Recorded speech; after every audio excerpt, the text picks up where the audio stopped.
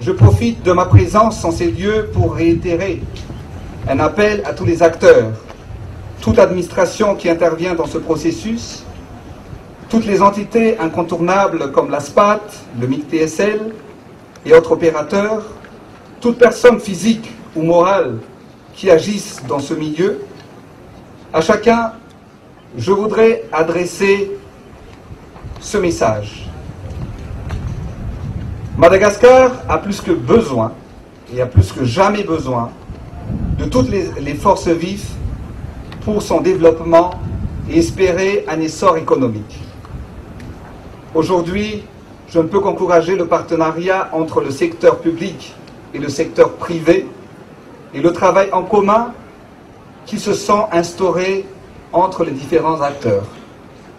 Je suis persuadé que les différents trafics qui ont terni l'image de la douane, du port, de l'environnement et des forêts et de toute autre administration concernée ne seront que des souvenirs désagréables et honteux. Nous devons trouver des solutions efficaces pour que les trafiquants ne trouvent plus la faille dans notre système. Et ce scanner me semble tout indiquer si nous avons la volonté et si nous avons la rigueur pour y parvenir. Rien ne saurait nous mettre les bâtons dans les roues. La lutte contre la fraude et la corruption est notre priorité. Je lance ainsi un appel à la tolérance zéro à l'endroit de tout transgresseur, qui qu'il soit.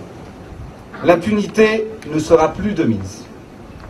J'encourage tous les personnels de la douane à déployer les efforts nécessaires et à toujours tendre vers le meilleur, puisque tout est perfectible.